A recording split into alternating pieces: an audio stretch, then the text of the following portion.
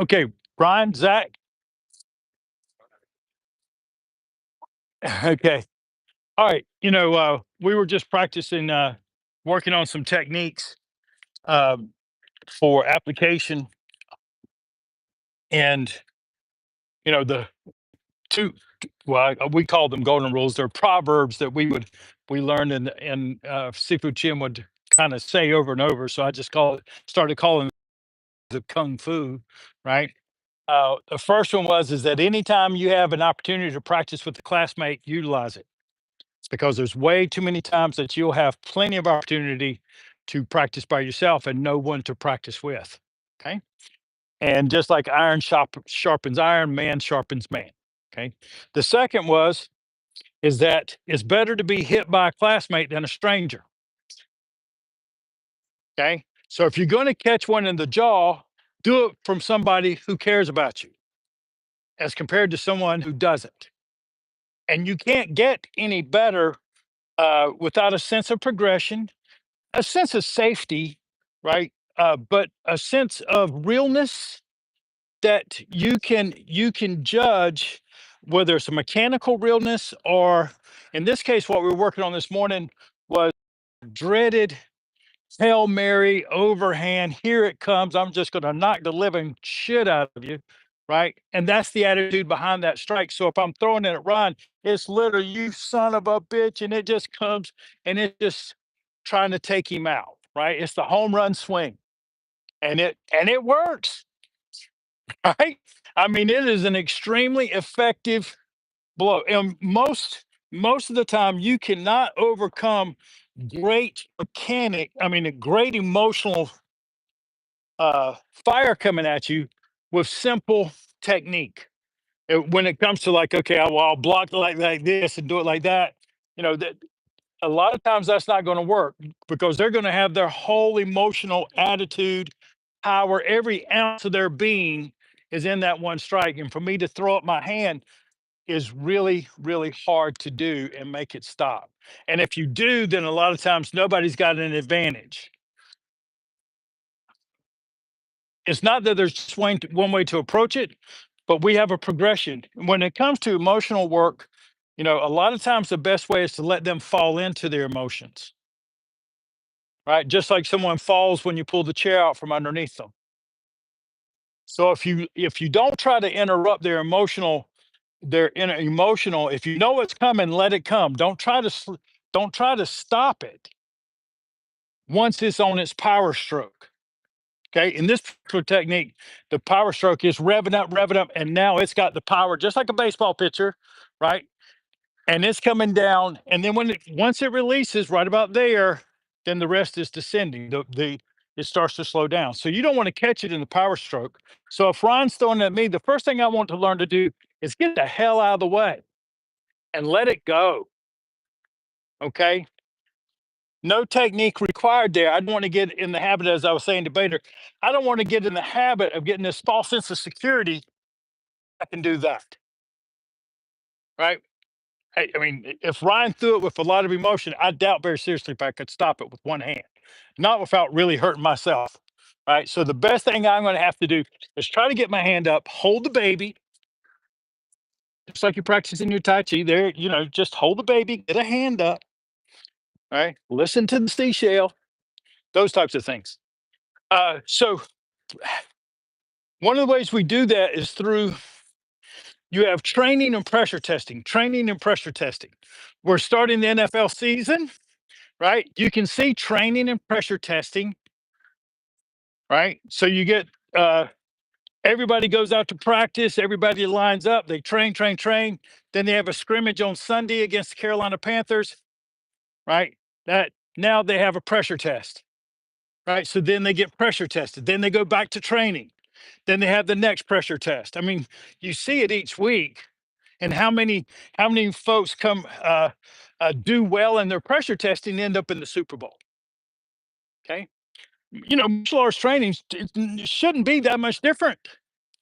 What happens to most people though is they train, train, train. They never really pressure test. And there's all kinds. You can do it all by yourself. So let's work on that a little bit. Uh, What technique were we working on the other night, Reese? You said, are we going to keep doing that?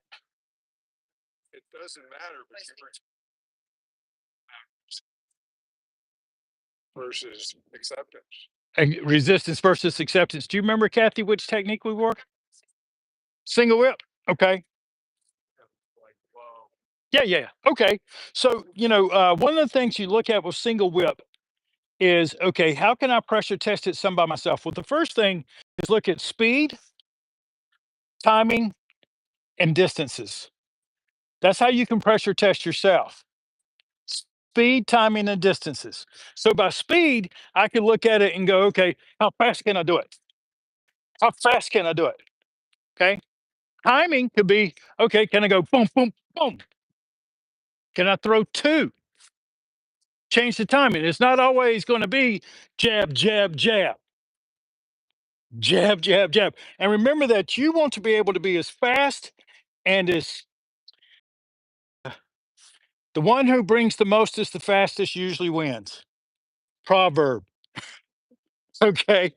So, and unlike in an MMA fight or boxing, or a lot of times when you hear people explain their martial techniques, they're going to say, well, what you want to do is learn the timing.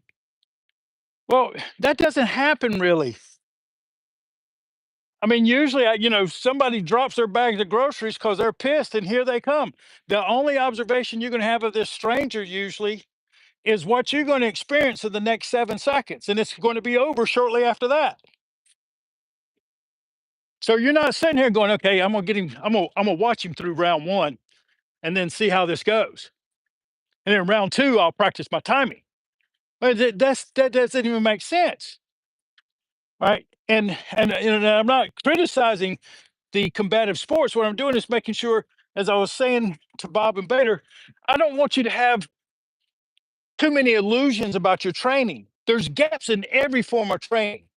There's gaps in every form of whatever you decide. If you want to be a blitzing defense, there's gaps in that. If you want to play back, there's gaps in that. But you have to realize what your gaps are, right? What your tendencies are, what your footwork's like. So if I'm working on single whip, I like to practice timing going, okay, let me get, maybe I practice one and then I go, bam, bam, two of those. It'll be like a boxer practicing, okay, I'm going to go one, two, three, and then changing the timing. All right, so let's just take a single whip. First thing is just start off, get your hands up and wider than your face. Make a decision, okay? Because if you stand like this, the chances of the guy throwing the Hail Mary is a lot less because he sees these barriers. Okay. He will, if he sees this, most likely throw it right at your face. Okay. Which for me, I'd rather have them do that. Right. So make a decision. If you do this, now you're throwing up a question mark. Be committed. The camera here. So if you're going to give them a path to choose, and this is a good path for single whip because it provides, here it comes to the inside. Okay. So I'm going to take, work, and throw it right out. Okay. Good. There you go. Okay. In this, I'm using my lead hand. I'm going to thrust in. I'm going to turn to the side like so, just like a boxer would throw a jab. So if you're just throwing it, right up, what am I hitting? Well, I could be trying to hit anywhere. I could be just trying to hit his hand, this hand, right? I could tie it up and be trying to hit his chin, right? There's the little loop that you tend to do in your form, right? You see that little action, right? So I could be here and then driving it in. That's fine too. But no matter what, I want to start with, I want him to throw it to my face so that I can parry it just a little bit, friction it up, lay on it, let my arm just lay on it and throw it through. Okay. Go ahead and do a few more. Try to be mechanically sound to start with.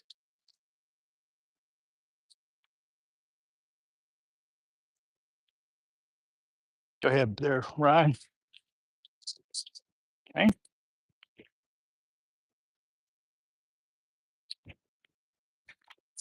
There you go, Karen. You're doing well. Good. Good, good, good. Keep it going.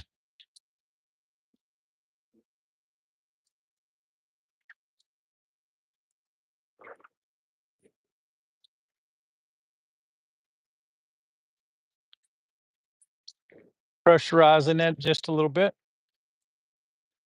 So sometimes pressurizing is using your imagination. Okay. Um, and trying to get faster with it. The faster you can sit there and go, oh, just practice that little short part. Now, when you look at a sprinter or a diver, for example,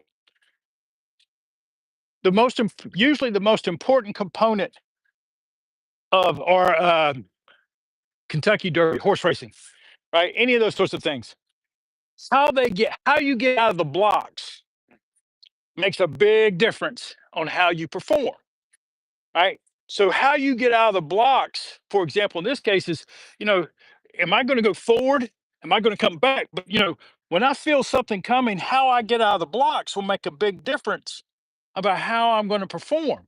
If it's sluggish and questionable, then I'm going to be behind them the whole time, right? So ideally, I'm going to practice.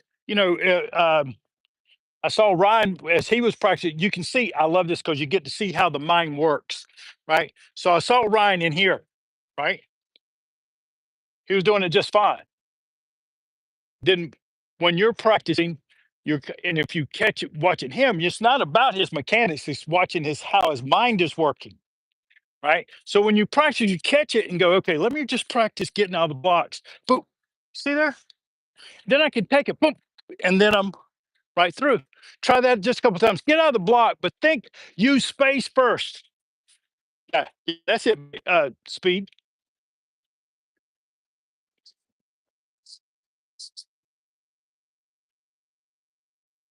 That's too much, Gallagher.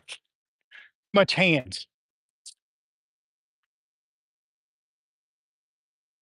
Okay.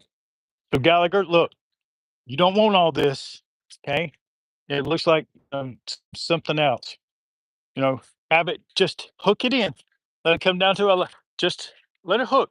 You're not trying to grab, right? That's one of those other like I don't, illusionary things. There's no way in hell somebody is going to throw a punch, no, throw it with some speed, and I'm going to try to grab that hand. It just won't happen.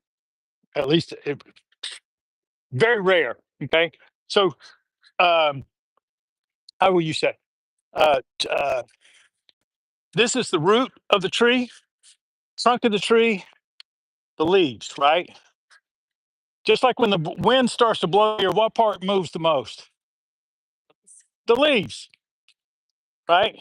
It's easier to catch the branch during the storm. It's easier to catch the base of the tree, right? So sometimes if your mind is working like you're grabbing the leaf, good luck with that. If one of them little dust bunnies fall from the sky, you doing that. I mean, that's tough enough. Or taking a lollipop from a 3-year-old.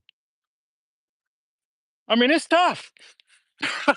I mean, they're all at you all over the place. So when you're practicing, be deliberate with your hand drop and keep it small. Because as you get older, you're slower anyway, right? Physically, but your mind can be just as fast. So as long as you stay quick in your mind, then the leaves may, there you go, much better.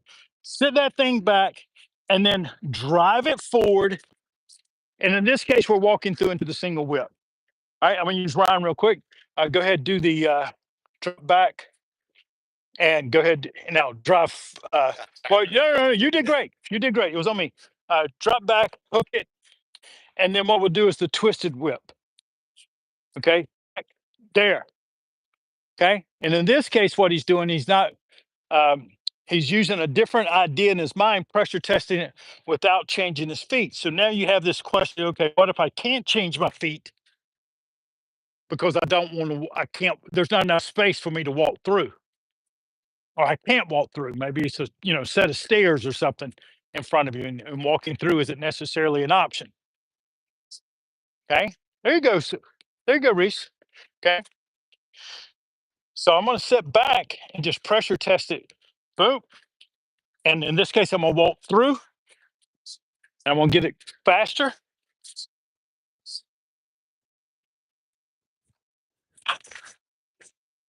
Yes, sir.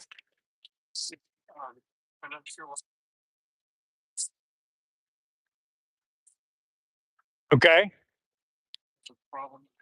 Not a problem. Toe down, toe up's faster. That's what usually when we step back, we'll be in here rather than here. Because if I'm still going forward, the toe up is faster. But if you go toe down, it's usually not a big deal at all.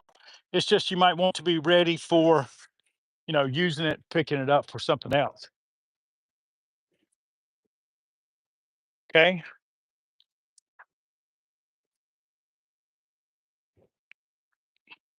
All right. So that's one way to pressure test it. Try to get it with distance, speed, and timing. And then the last one I like to do is direction, because the more familiar your body is with an action, the easier it is for it to carry it out. As we were talking about the other day, being able to differentiate inside yourself the difference between intention and commands. You can have intentions that will stimulate a command, but your commands should necessarily come out without an intention behind it. So, for example, um, if you just become rage, your commands are all about just destruction. Okay. If your commands, if your intention is always just the overlay that will just save myself, well, you may not be offensive enough. I want to hurt somebody. All right. Well, when you get, because you don't want to hurt somebody, don't complain. That that your intention has to be able to flip to whatever is necessary to what you need it to be. And that takes attitude practice. That's pressure testing too. I was getting on the speed a little bit earlier, and I'm pointing out the fact that, he was trying to protect Bader in the overhand.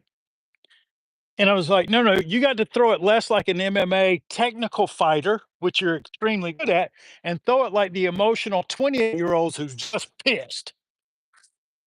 And it comes out different when we did that, didn't it? It comes out differently because now your intention has changed. That is part of that practice. That's pressure testing. Most of us don't like to go to the uncomfortable dark places, right? We like to stay in the places we feel good at, where we're successful at. And a lot of times your training, particularly in pressure testing, is saying, okay, where am I not comfortable? Right.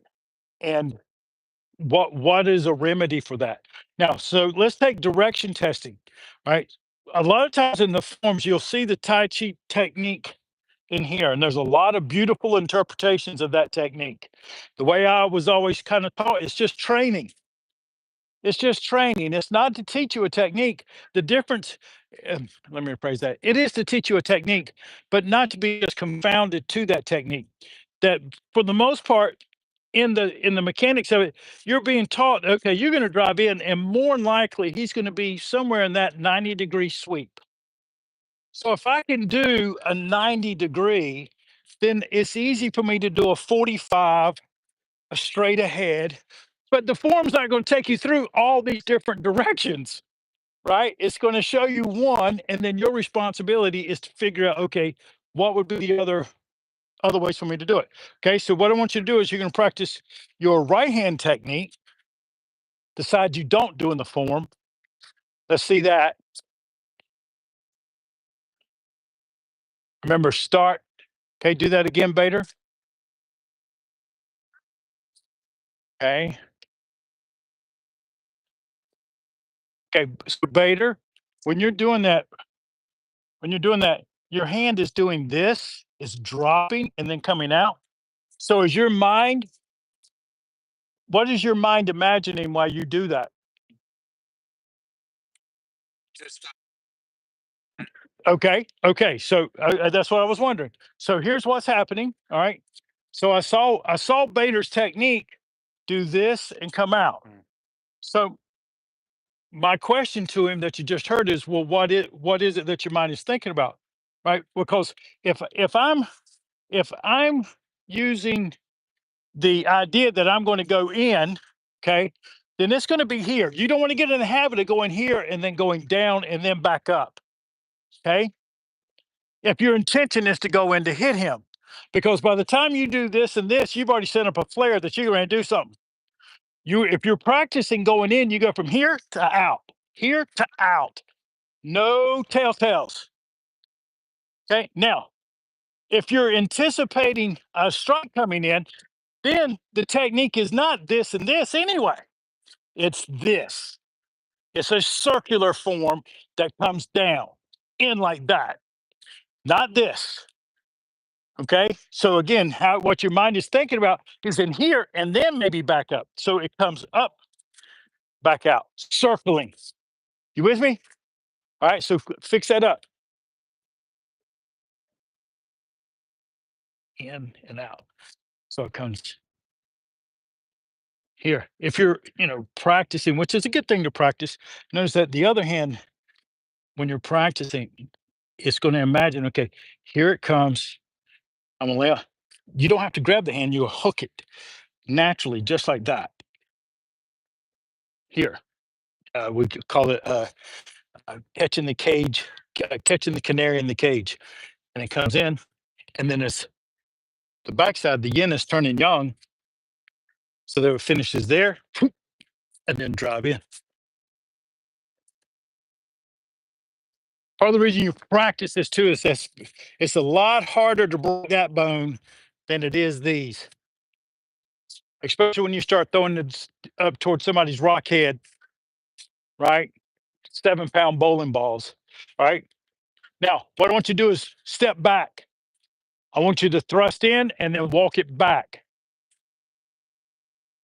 Yep, even got a puzzled look on Ryan's face. Yes, walk it back. Okay, there you go. See, there was a good little pressure test for Ryan. His mind had to think about it, but you have that idea going. Oh, here it comes. Oh, here it comes. Here it comes. And now drop back into it. You end up in exactly the same place.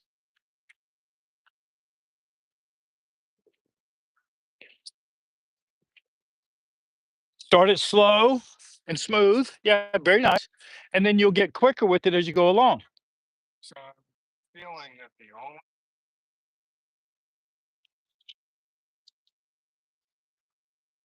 Okay. Yep. And it's yeah. All the hands are like out. Okay. Okay. Yes. I I I understand your question. Yes. Okay. Now whether or not uh I understand what you're asking me, I'm not quite sure how you're interpreting it. So I'll watch you a little bit and then we'll figure that out. Okay. See what you got there. There you go. Okay. Good. You're doing okay. Okay. Hey, when you make that first hand coming back, so you're here, imagine now that you're bringing this up. In this case, Ryan's coming at me and I'm here. Okay. You see that? He's coming at me and I'm here. What I'm going to practice maybe is just bringing it out this way. Okay. So that's all I'm doing right there is getting a hand up. And in that case, I didn't hook the hand on the inside. It came to the outside, didn't it? You know, but it's the same technique. So this time I'm feeling it on the outside. One of the ways to pressure test anything, y'all have heard this before. Proverb number 4 I've mentioned today is practice as if this is the only thing you know. Okay. Maybe a cloud hand or two. You can, always toss in a cloud hand or a black dragon stirs the sea, right? But the idea is that if this is the only technique you know, now you're going to pressure test it. Can I go backwards? Can I do the same side? Do I have to switch my feet? Right? Can I throw 2 of these and then go? Right? Because you will throw 2 of these. Throw one, throw a second, right? Take it in. Bump, bump, bump. Yeah, good. Then whether you want to go forward or back is kind of what you're feeling in that moment. All right. Uh, Go ahead and let's just do a few more. Throw a couple of strikes at each other, real light and easy.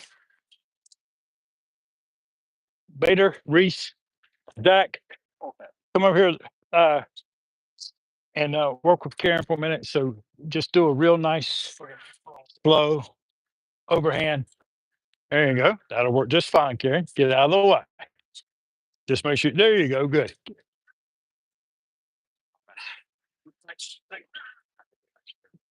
Sure. Okay.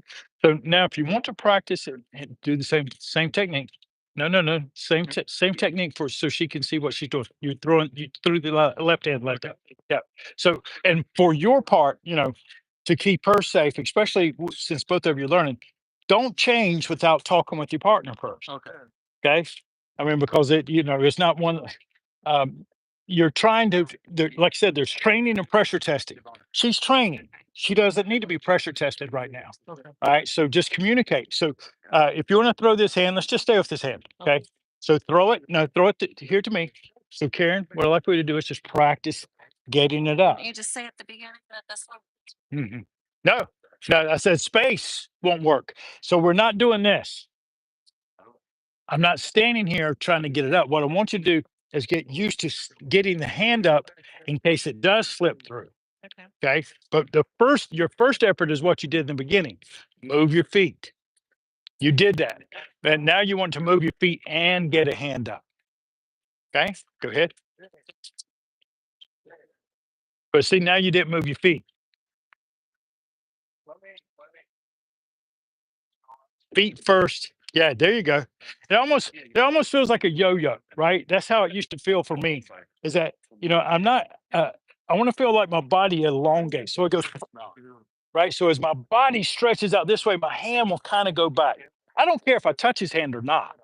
I just don't want to I just want to make sure that I have something up. So in case I misjudge by an inch or two.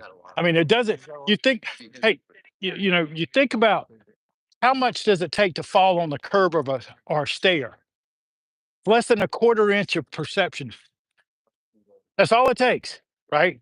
So you can't really since you can't really tell exactly how long, like he's got a 26.34-inch arm and he closed up his hand, Right. right?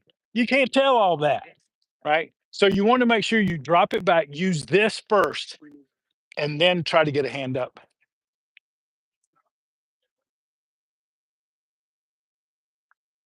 That's better, Karen. Both feet.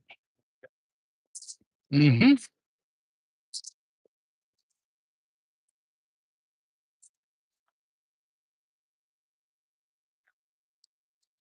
Hmm. No, no, no. I want her to switch hands. You do the same thing. Now, this time, what I want you to do is he's throwing it. Okay. I want you to use the other hand. Okay. That way, you pressure test. Does it matter? Good. Good. Okay. Throw it. Okay. All right. Now, Zach, what I'm going to do is I'm going to ask you to up your delivery a little bit, not faster, but this is kind of where, turn this way, Karen, so I can kind of show it again. Well, what will happen is don't move. I'm not going to hit you. Okay. Is that you're doing it just like I wanted you to in the beginning, which was what I call a mechanical throw. Okay. Right. Nothing wrong with this at all. But to give it the emotional feel, when someone's pissed and they really want to throw it, what it's going to look like is this. Right now, I don't have to come fast or hard, but they usually what you'll do is you'll see them and go, "Ah," right? You want to kind of have that feeling so she can feel that feeling coming at her.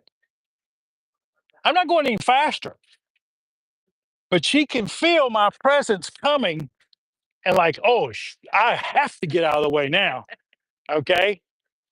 Is that true, Karen? Is that okay? So what I want you to do is to try to give that feeling, right, safely, and deliver it. Walk through and deliver it.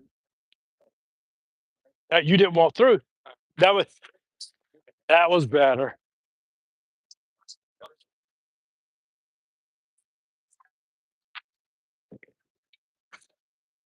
Okay, okay, let it go through.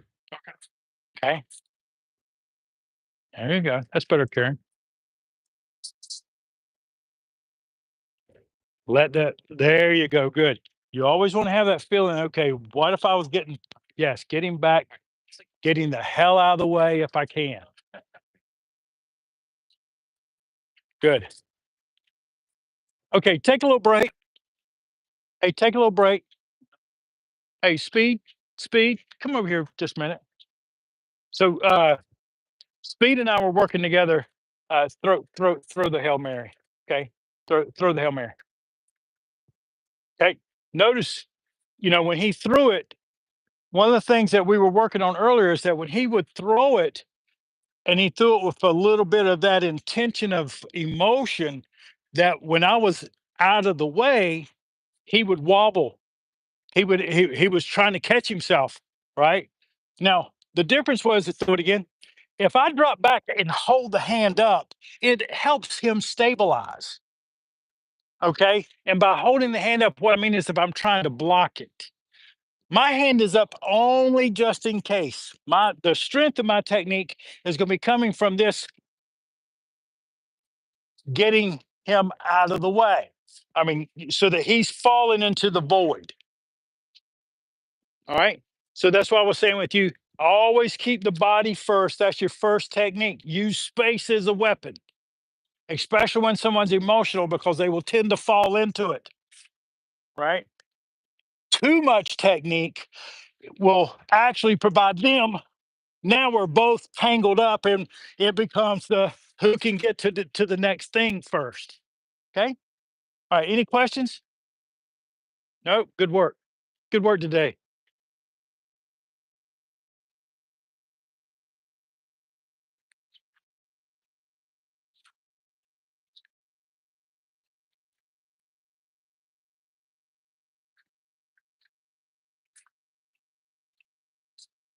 Mhm.